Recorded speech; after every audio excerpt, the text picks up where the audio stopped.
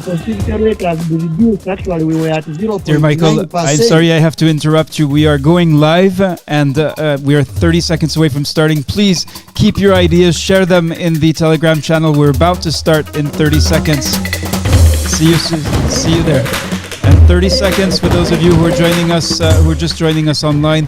This is the first of two experience sharing sessions. Today, this is session number 3. It's the third time we're doing this. It's been wonderful each time, and we're 12 seconds away from starting. Stay with us.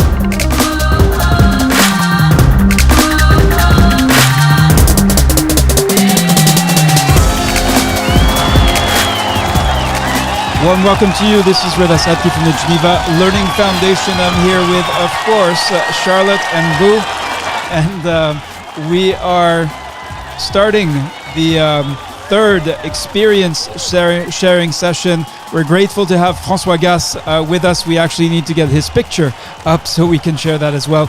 Let me tell you briefly what you've walked into. If you just happen to be looking at this at this on YouTube or Facebook, you have just connected with the world's largest platform of immunization professionals, 43,821 as of this morning. This is not only about you connecting with us, but this is about you connecting with each other.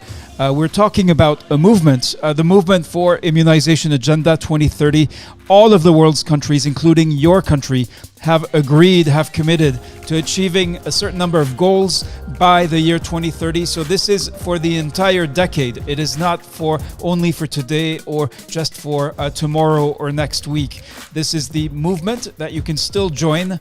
And really, we're calling on all of you to join, to contribute, to commit in this way. So far, 6,144 immunization professionals have joined the movement, including 3,479 francophones.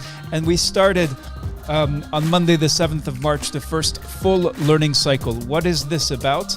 It's about tackling your challenges. So if you are concerned about, if you face these challenges, children who are unvaccinated, epidemic outbreaks, lack of confidence in vaccines, marginalized communities, gender barriers to immunization, this is what we're working on. And today is a very important moment. It is about sharing experience. And we're going to follow what we call the ITCH methodology. And this is an optional component that we started in 2020. It's a 30-minute session. At the 30-minute mark, Charlotte and François, who are going to facilitate this session, are going to ask you, should we stop here? Or do you wish to continue? We are respectful of your time. So if you feel that after 30 minutes, you've shared all the experience that you have nothing more to say, nothing more to learn, we will stop the session right then and there. Those who need to go because it is 30 minutes that we've committed to, that we've asked you to commit to, will be able to leave. How the session works is one person will share their challenge, and then we will ask everyone else to share their experience, specifically with respect to the challenge. So this is not just about saying what you think, it is about sharing your challenge using the following questions, and then for everyone else to pitch in and help. And we're grateful, we're privileged to have François Gasse and Charlotte Mbuh to facilitate this session. Charlotte, I'm going to let you allow you to share your screen, and then we'll be getting started with this session. Again, wonderful to be here, and I see people. Let me just share a couple of messages. So Sajad Hafiz, who says good evening all. Nasiru Umar from Nigeria, who says good evening as well. If you're on social media, you can do that. There's of course, and you can see in the Zoom room, you should be able to see also the let me see if that works. Yes. You should be able to see the messages such as Caleb Amadou from Kaduna, Wazir Siddiqui from Afghanistan, Ekpoedet from Abuja. So many of you right now, 94, almost 100 people in the room with us for this experience sharing. Over to you, Charlotte and François. Thank you very much, Reda. Warm welcome to everyone. It's always a pleasure to have you with us for this experience sharing session. So now I'm just going to go straight away with my first question for you. And please do raise your hand if you want to share your experience this evening. So what is your most difficult an important challenge, and what support do you need? So what is the challenge that you're facing as far as immunization is concerned, the most important challenge? Please raise your hand to share it.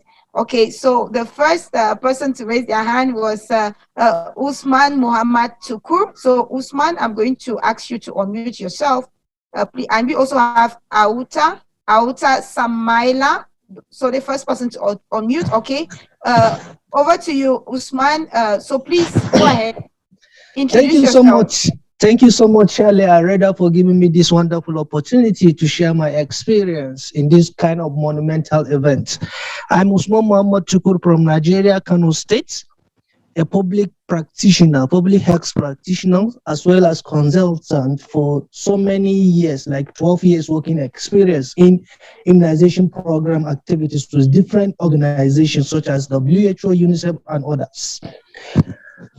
The most difficult challenges I face is issue of gender barrier. So one time during our community activities, I met one of our community leaders who has a very long issue that is worrying him, but he needs clarification, but he don't know who is going to ask. And thank God I was there. He asked me a very wonderful questions. Why this issue of polio is always attacking male, not female counterparts? I quickly respond to him that this issue of polio is not a gender sensitive. It can happen to anyone. He said, why? I say, due to so many reasons. Because if you look at our communities, our local communities, there's different issues that can raise that, either religious issue, ethnic issue, and other things. And if you look at under normal circumstances, female child are more giving care at home compared to male child. So male child are more vulnerable, or they are at risk of getting this kind of disease. So I explained to him toward the level that he understands. So male child are always going out. So if there is a female child who is attacked by this actually polio virus, they normally used to stay at home. So it's hardly for them to see, because some of their parents, they are feeling that if their child go out like that, they will just feel ashamed.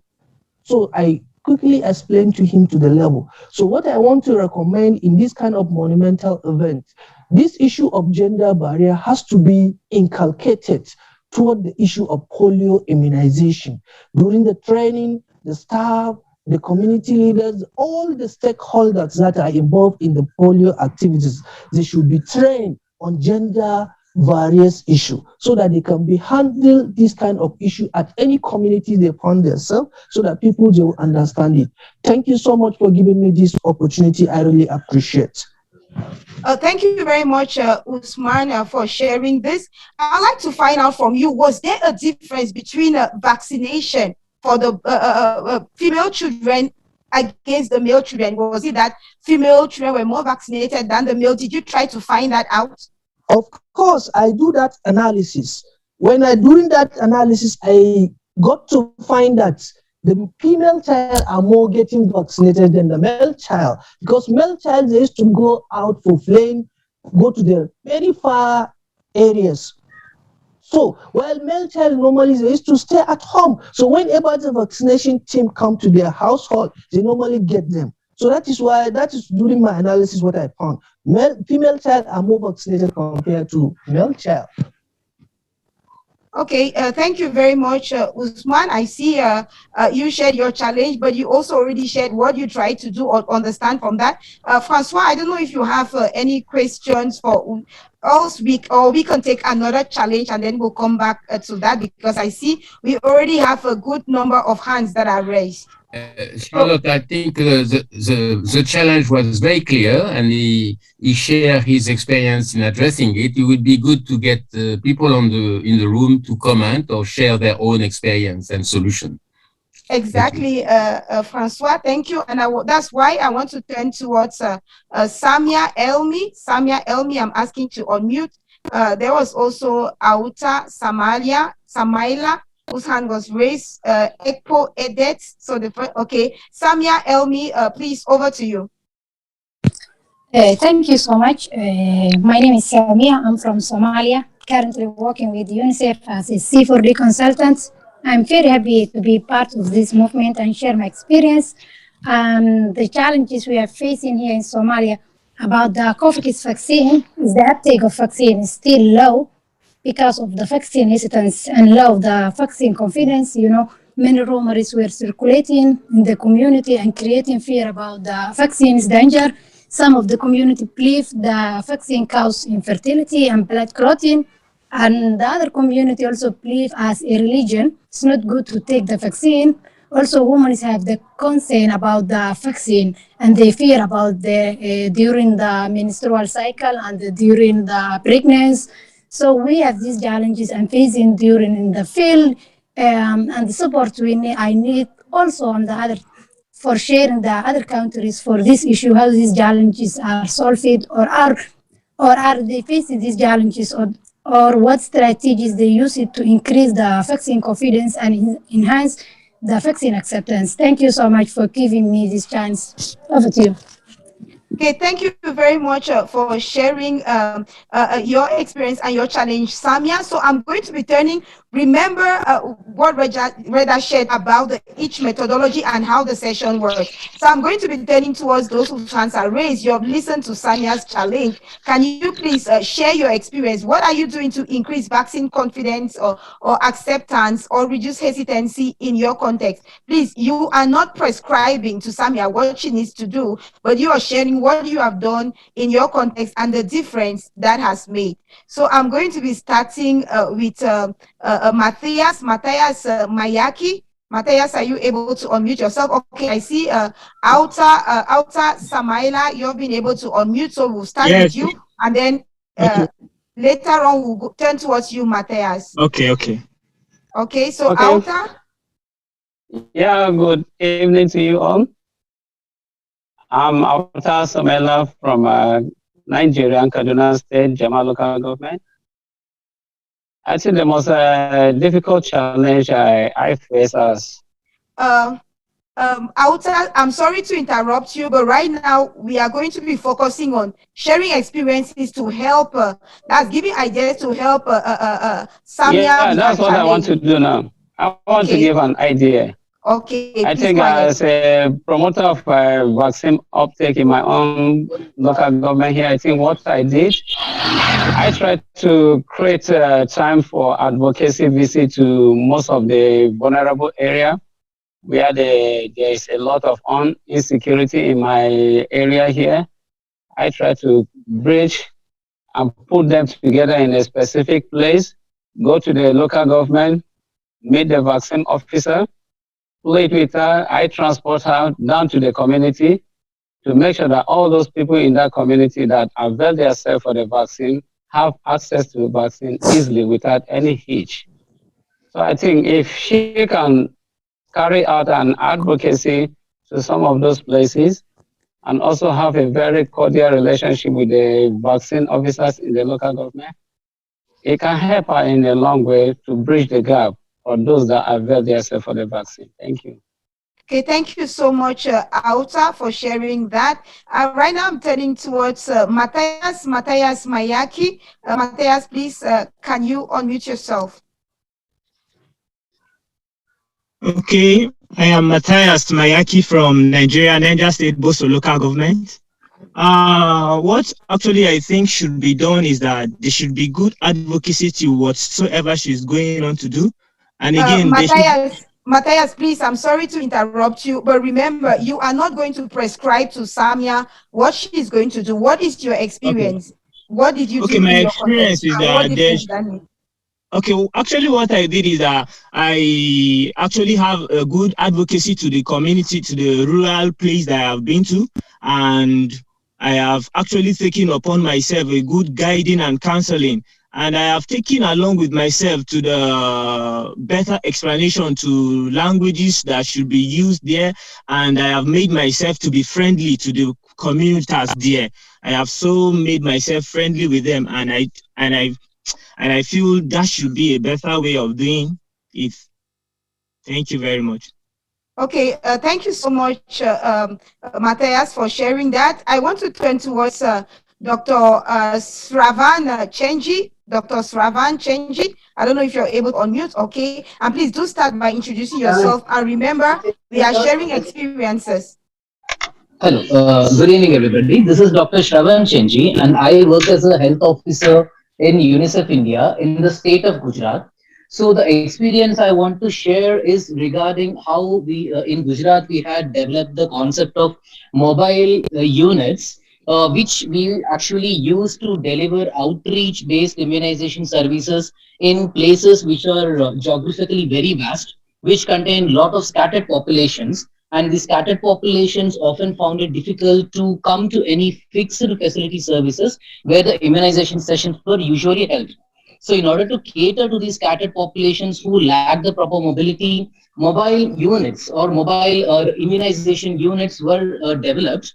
And these were not only mobile immunization units, but we called them integrated service delivery, where not only immunization but services related to antenatal care, postnatal care were also delivered, wherein there were workers in the mobile medical units at the field level, which we call auxiliary nurse midwives, ASHA workers, and other medical personnel. And with this particular mobile intervention, we were able to pilot it in certain blocks of the state, which were predominantly tribal blocks with vast geographical distributions. And there it was observed that there was a significant increase in the number of beneficiaries, such as pregnant women and children, who were previously left out in dropouts, but they were immunized based on these mobile medical units. So this is the experience I wanted to share. Thank you. Okay, thank you so much for sharing your experience, Doctor. So remember, the challenge we are discussing here is Samia Elmi's challenge, that is how to increase COVID-19 vaccine uptake in her area. And I would really like to invite you, remember we are using the ISH methodology, so you sharing your experience, how you can, so that from your experience, Samia can know what to do in their context to increase the vaccine uptake. So there are so many hands raised. I'm going to invite Anu Oluwapo Raji Philip, and please, at some point, I'm going to, I know we have, we want to be kind of like geographically balanced, so want to make as much as possible, have many of our female colleagues intervene, as well as colleagues from different parts of the world and different countries. So Philip, please, over to you, and to start by introducing yourself. Okay, thank you. My name is Anu Oluwapo Raji Philip from Lagos, Nigeria. Thank you for having me. What I notice is that I'm not, I don't administer immunization to people, but I supervise. I'm also an online United Nations volunteer. I noticed that last time that I visited one of the health centers here in Lagos, most of the workers, they were complaining that they've not been paid their salaries, which made them to, to ask for money from people before giving their vaccine. And also, many people are still scared of, like, for instance, like the COVID-19 vaccine, they're still scared of the side effects. That people, I think most people that they've taken their own, they should go out to enlighten people about it, that even though the side effect is just mild, and you can take, you can go back to the hospital so that doctor will check you up and tell you what to do next. That is not that severe. That's all what I want to say. Okay, thank you so much for sharing that. I'm going to, maybe one last person will listen to before I turn to Dr. François Gasse so I want to invite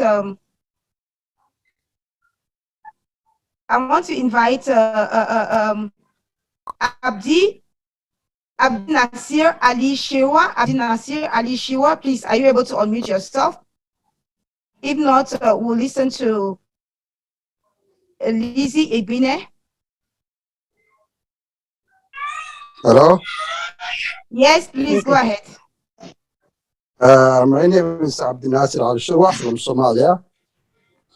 the most challenging problem in Somalia, there's no enough vaccine in last 3 months, pandemic of the COVID-19. So for this time, there is slowly there is a low increase. There is a decrease of the vaccine immunization of the newborns. So we suffer from that. So we recommend it, and when we see so many people in Somalia, they are facing so many challenges, including decrease of the vaccine of the EBI. And I say thank you very much for your chance to give me this time. Okay, thank you so much, Abdinasir. Lizzie Ibine, please, you were earlier unmuted, over to you. And we are talking about Samia Elmi's challenge, which has to do with vaccine confidence and uptake. Lizzie, I'm asking you to unmute.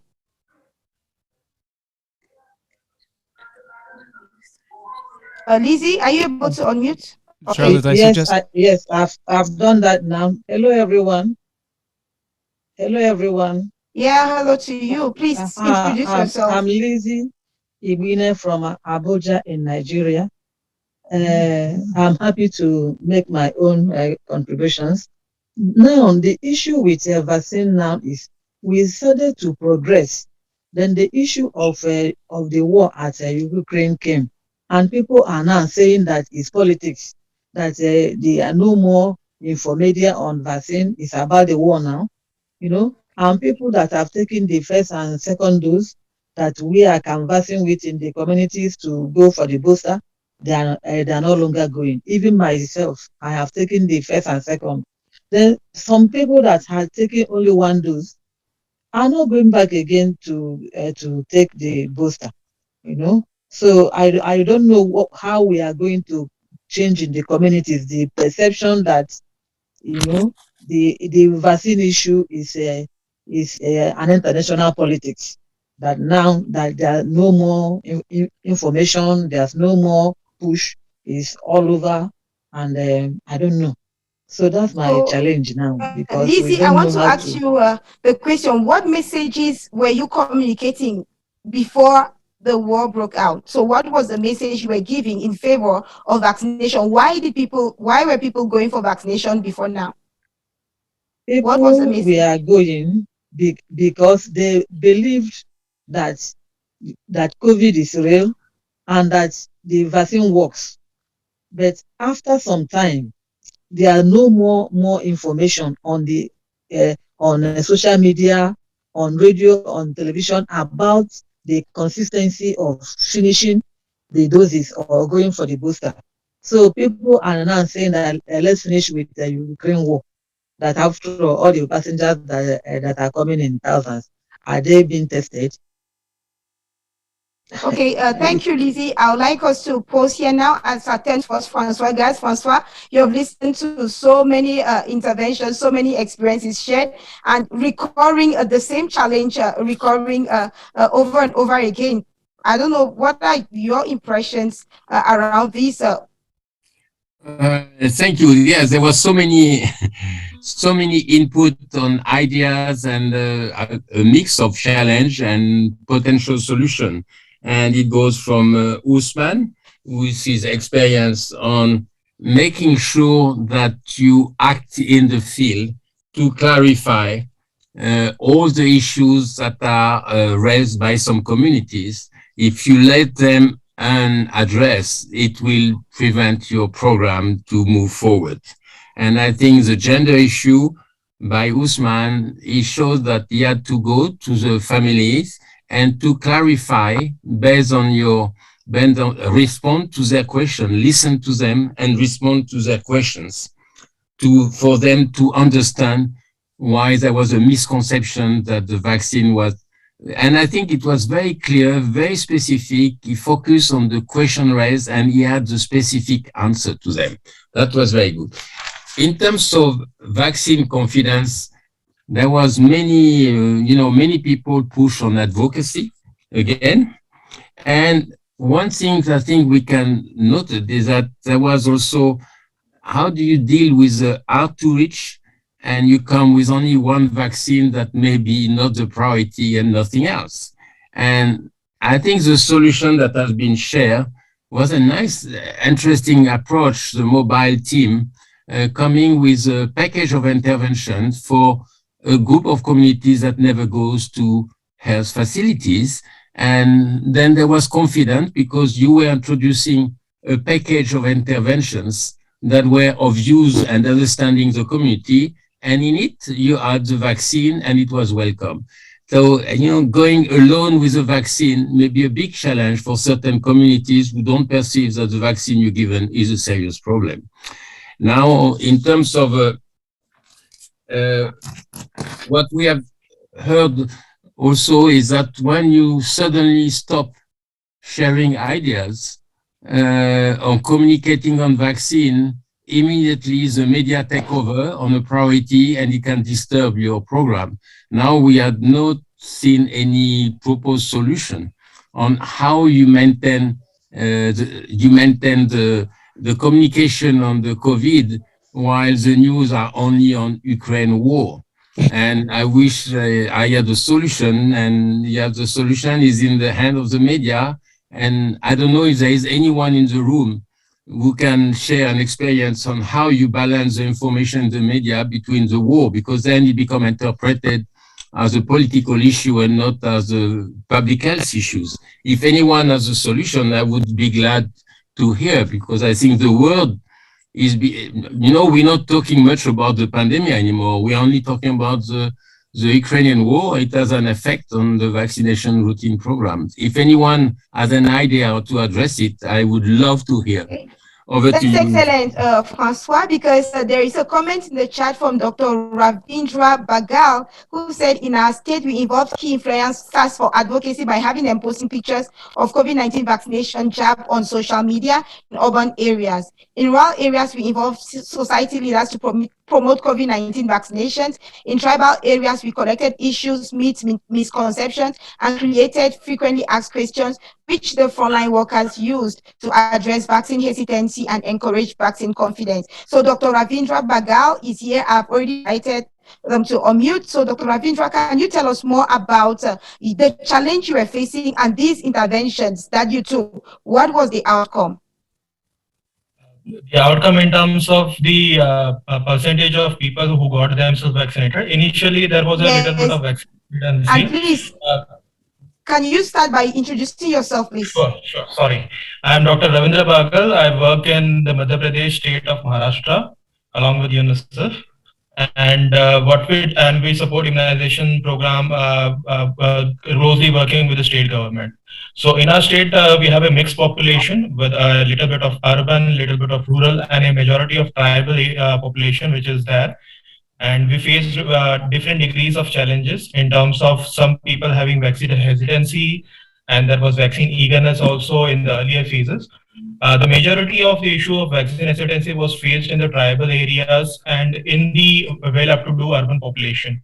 So we used a three-pronged approach, wherein we used the strength of social media, the Facebook, WhatsApp, Instagram, and having the key social influencers having their posters, having their pictures posted of getting themselves vaccinated, so that people are aware and they have developed confidence that these people, if these people can get themselves vaccinated, then why can't we? In rural areas, basically, there was a cohort of key influencers, like we have faith-based healers and leaders. We have Panchayati Raj institutes, which are basically village leaders or leaders of the or appointed MLAs who got involved in vaccination. They were sensitized about how effective the vaccine is, what are the good things that happen when you get yourself vaccinated. And these were the people which basically increase the voice of the government in order to reach the rural people. In tribal areas, since majority of the issues are different in different areas, what we did is, with the help of frontline workers, we collected all the frequently asked doubts or questions that the people have. Why do we should get ourselves vaccinated? Is vaccine associated with deaths? What are the adverse effects? and what happens after we get vaccinated. So those all questions were collated, and then with the help of experts and communication people, we developed a series of frequently asked questions, and we trained our frontline workers to address to answer these questions which are raised by the people of tribal areas. And there was a very good uptake of vaccine because of this in all the areas. And currently in MP, we have around 90% of the eligible population who has already received both doses of vaccine. We also faced some challenges during the second dose, but using a similar strategy and a communication package, having multi-pronged approach, we were able to reach all the population and address all the issues related to vaccine hesitancy. Thank you.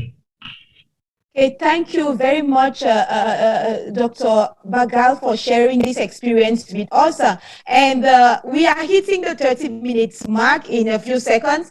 And there's still so many hands raised, many more comments in the chat. And I think so many ideas that are still available to be shared during this session. So I would like to ask you, François, and I would like to ask you, if you want us to continue, can you just type more? Can you just type more in the chat like I've just done, so that you know? And if you want us to continue, I've just typed more. Can you type more in the chat so that? That's right, Charlotte. We committed to 30 minutes, so the time has come. You make the decision. Is this session worth staying on to continue sharing experience, or are you done? And if you need to go, that is a perfectly honorable exit. Please return to whatever you were doing before. But if you are appreciating, you see the value in sharing experience between professionals, then please, as Charlotte suggested, type more. And then Charlotte and François will make the decision. Can they stay? Are they willing to stay extra in order to continue to facilitate and support this discussion? All right, Charlotte and François, the decision now comes back to you. Are you willing and able to stay on in order? We see many, many mores. Are you willing and able to stay on to continue this experience sharing? No problem. François? Yes, I'm okay. Okay with me too. So yeah, I would like to hear more of the experience sharing, and I would like to turn directly, since there are so many more hands raised. Please, when you unmute yourself, introduce yourself and share your idea and your practice with us. So I'm inviting Umar Garba. Umar Garba, please go ahead and unmute yourself.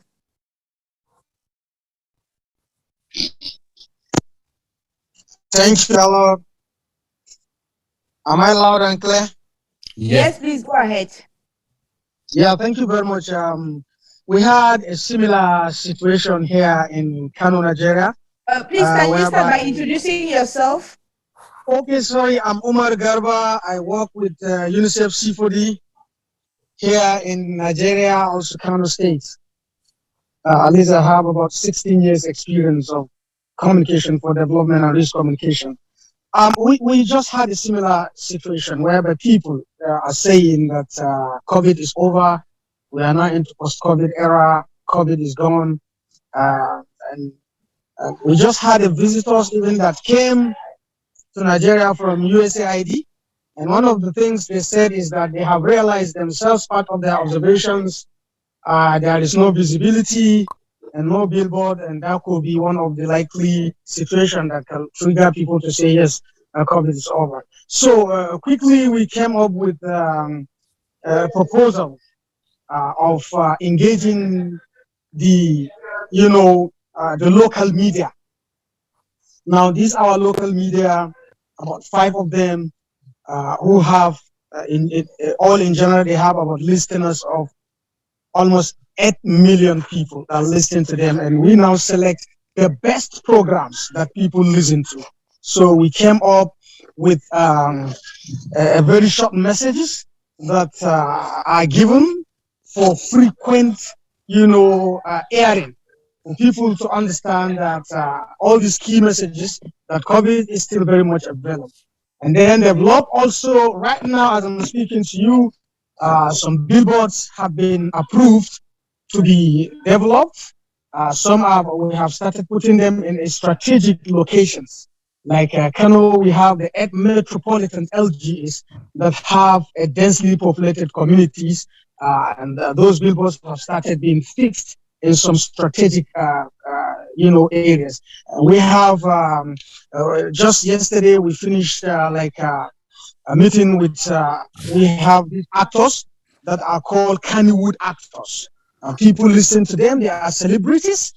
So a message has just been developed and they started sharing. Most of them have even followers. You see someone having followers, 2 million followers, 3 million, and their Twitter handles, their Facebook handles, and so on. So now is a kind of bringing back the tempo. Now media have carried on, social media, the local media, jingles, pop up. And I'm just writing a proposal now on the phone-in program, whereby the director of public health and other key dignitaries will discuss, COVID in some 3 major radio stations. So these are the things we are doing, and at least based on what we are doing, is bringing back people on track. Some people are asking, is COVID still around? And when you look at it, another strategy we have, advocates to the stakeholders, which even UNICEF now approved about 800 additional teams, because we have additional of about 1 million COVID vaccines that we have to finish before the end of, second quarter of the year.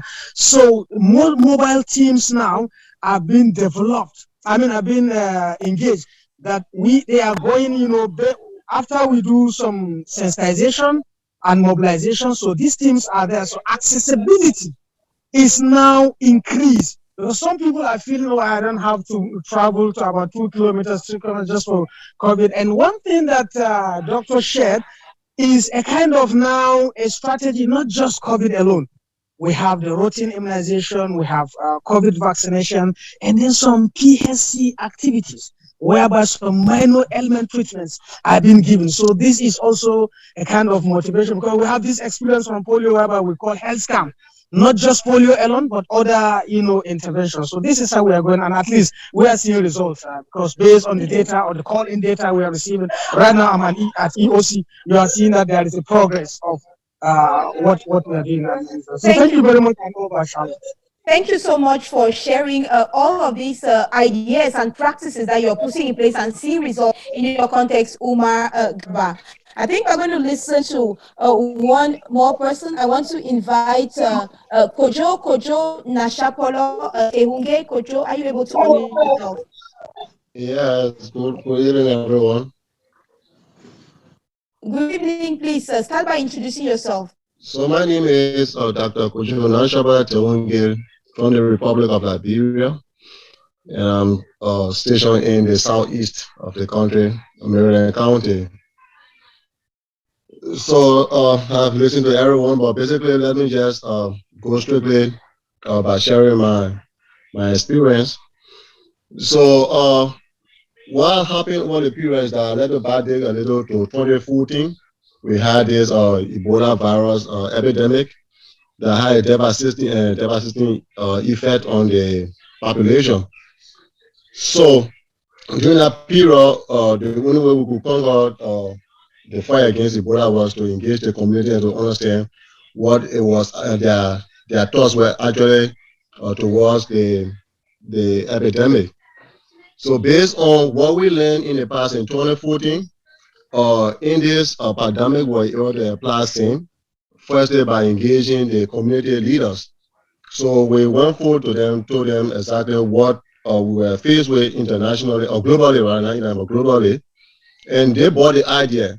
Yeah, much that the community leaders bought the idea, they were able to take it over to their own people, to sell the idea to their people, and then thereby making it much more easier for compliance or vaccination, especially in the COVID period. So I have my colleagues trying to struggle as to why to get engaged with the community. I think first is by getting started with the community leaders, make them to understand or to buy the idea of what it is and own the project themselves. Once they feel a part of the entire process, I think it's much more easier to get along, to have people to comply, to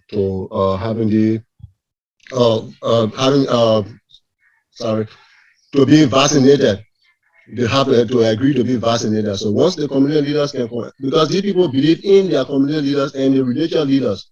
So once their people accept, the leaders themselves accept and know the importance of what it is, they are able to sell that idea out to their people. And once they sell that idea, people listen to them more than they will even listen to us who the health workers. So once their people are convinced and able to convince them, it makes it easier for you to penetrate the communities and be able to vaccinate each and every person. I think our challenge is the issue of quantities. We're not able to procure the quantity to have everyone involved. So basically, most of the vaccinations have been towards reproductive age women and newborn. But for the other population, for COVID, we were able to, but in other vaccination, other routine vaccination, we have not been able to achieve that. Except that where our practice currently, I was able to put into place for those who were presenting with issue of ischemia, were either due to surgery or some other condition. So the pneumococcal vaccines were able to procure a quantity to be able to give to those patients who had done splenectomy and protect them against the encapsulated bacteria. But for the COVID and likewise, we were able to engage the community leaders, and they were able to talk to the people to convince them to give us easy access for vaccination. So I just wanted to share that with the forum. Okay, thank you very much, Dr. Kojo, for sharing that with us. And still so many hands raised. I'm inviting Abebe Sosa. Abebe Sosa, are you able to unmute?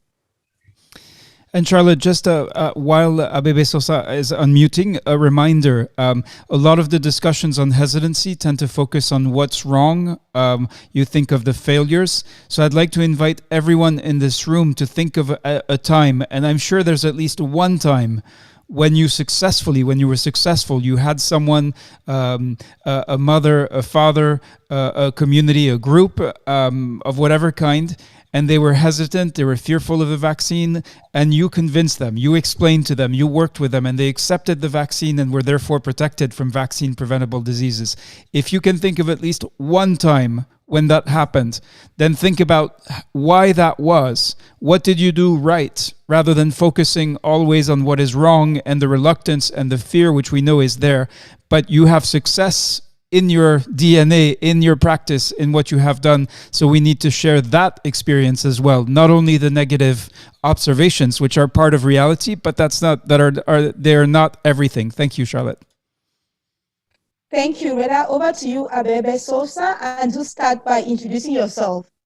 Thank you very much, everybody. And my name is Abebe Sosa from Ethiopia, and I'm a medical doctor and pediatrician, and at the same time also public health specialist.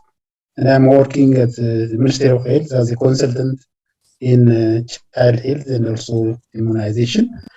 So, yeah, what I want to share regarding the vaccination here in Ethiopia is that there are a number of challenges, as other colleagues have been mentioning, and especially the vaccine coverage here in Ethiopia, especially the third dose is very low, and there are a number of defaulters as a country.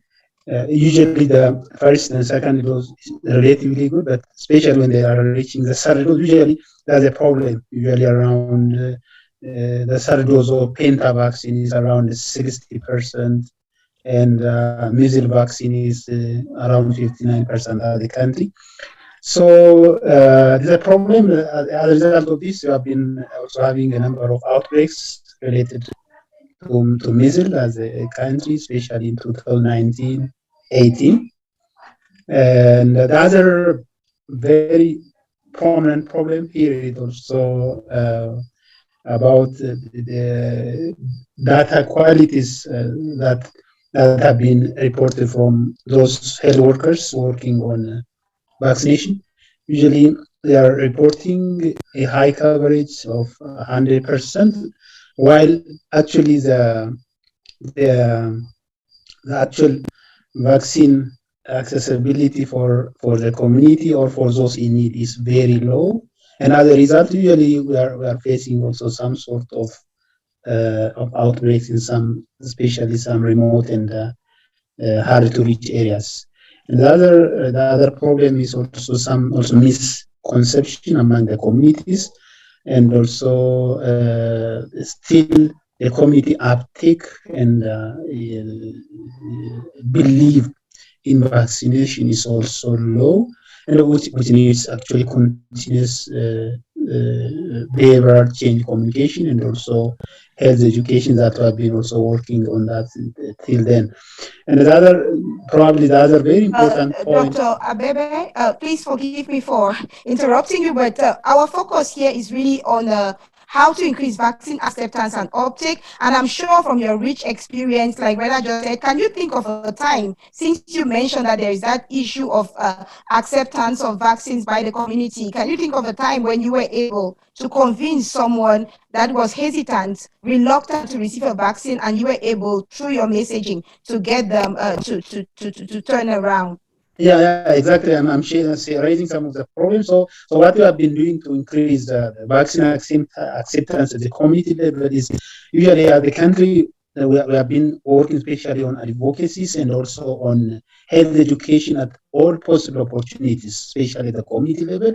And also there is what we call health extension program, which is usually reaching the community and primarily working in health education for the communities. So we have been very successful in that regard, especially over the couple of years. But since the few years, our health extension program is not as strong as previous, and now we are revitalizing that too, where in such a way that also they are addressing those issues, especially related with low coverage of vaccination. And the other is also some training is for the health workers. There are some beliefs, some misunderstanding about the vaccination. While children with mild illness, when they come for vaccine, they are not giving because of the problem. So we are also having some refresh training for our health workers, and also supervision, support, mentorship is also being done at primary health levels. So these are what we have been doing, and now it looks progressing at least since the last 1 year. Thank you very much. Thank you so much. And there are some comments, very interesting comments in the chat, success stories of vaccine hesitancy. But there are two comments from Dr. Akna Gotham, whom I'm inviting to unmute so that she will share her vaccine hesitancy stories with us. That is situations where she was able to convince not just any individuals, but close relations who were hesitant, but they were able to accept and take the COVID-19 vaccine. So Dr. Akna Gotham, please go ahead, introduce yourself and share your story with us. Hi, Dr. Charlotte. This is Dr. Archana Gautam. I am at present as a senior resident faculty in a medical college, means teaching hospital. I'm a community medicine expert. And these two experiences, which I've just shared on your wall, through these, I just want to convey, like when my own family members, being related to a doctor in their family as a mother and as a wife, when they themselves can be so much vaccine hesitant, so we can very well imagine the plight of the people in general, in the community, in the population who are not well educated, who are not having that much of information related, especially with the COVID-19 vaccine. And at the very same time, there are so much of myths and rumors all over the world spreading, especially on the net. So it depends on us not only pressurizing the people to go for the vaccination, but we have to be very patient. We have to be very diplomatic, and we have to be very intelligent in the sense like we have to make aware the people in general about the positive effects of the vaccination, because they are scared because they think the disease itself is not that much harmful in comparison to the vaccine itself. So this is the deep root cause in which the general public is having more negative aspects of the vaccine instead of the disease itself. So according to me, my strategy will be to spread more awareness using so many resources available and involving the general people, especially the people who are leader at the grassroots level. And at the very same time, the government should make such kind of policy in which there should be involvement of the people leader as um, um, in a better way, not only just to force upon the vaccine, but the thing is, especially our workers, like medical workers, like health workers, they are very close to the community because they come from the community itself. So we have to listen to them. We have to change our strategy according to their experiences. Thank you so much.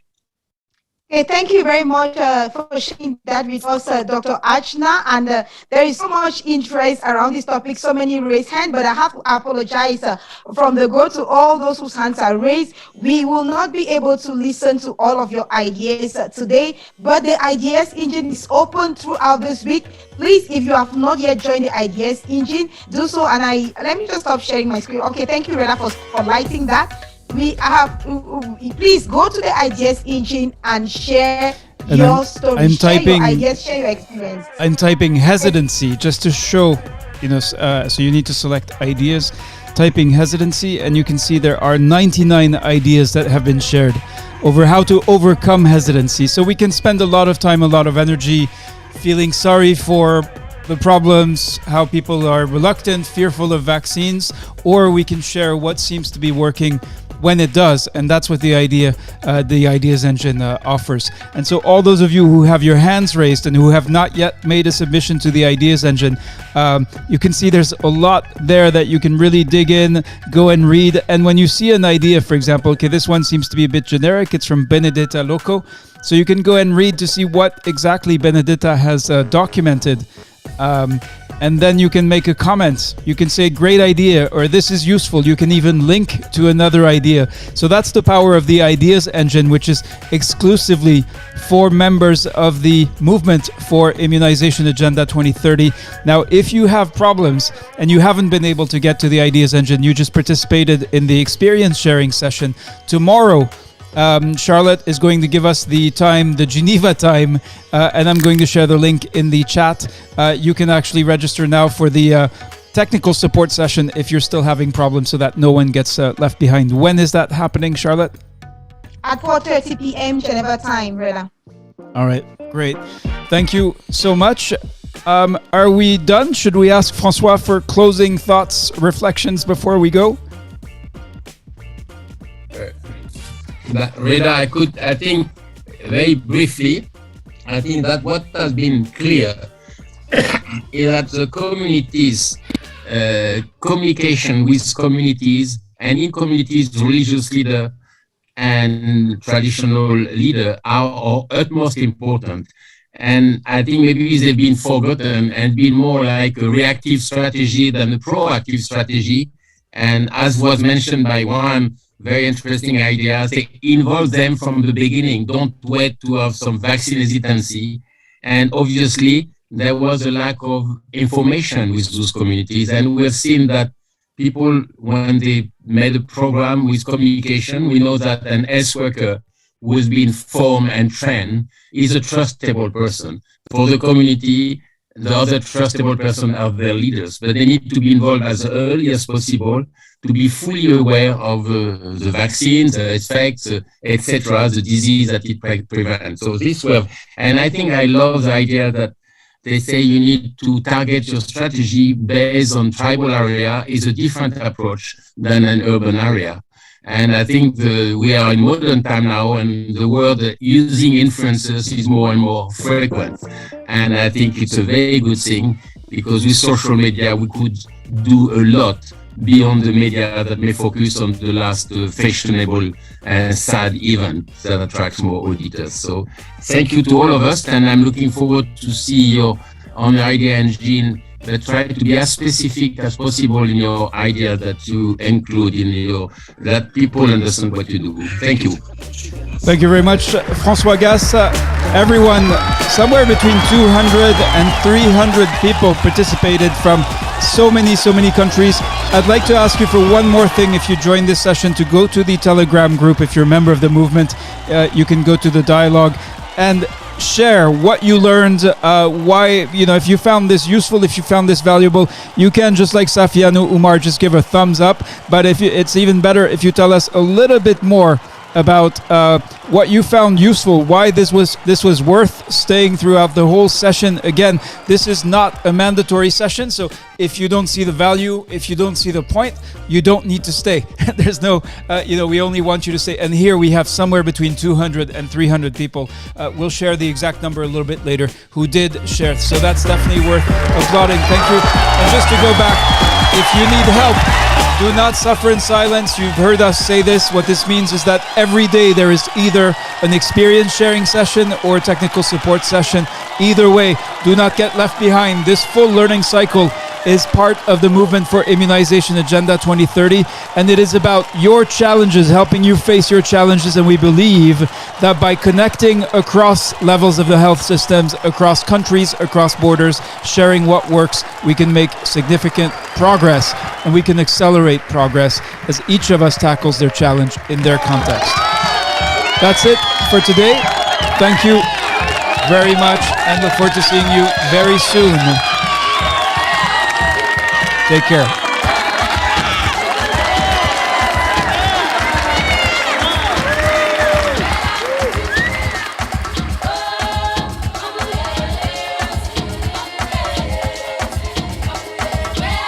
So if you have just 30 seconds, go to Telegram and leave a message to the colleagues who didn't make it. Maybe they said, I don't know if this is worth my time. Let's make them regret it, because if you found this useful, if this helped you, your thinking, helped your think through what you're doing, this was a benefit to you, then let them know that. This is how we can share in peer learning. Let's apply some peer pressure. Thank you, Martina Ezeama and Esfundo, who have already shared in Telegram. And if you're listening, please do let your colleagues know what is the value of something like this. If we're going to build a movement together, we have to be able to convince others, explain why sharing experience is key to making the right decisions, to understanding, to correctly diagnosing the problem before we take action. Thank you and take care.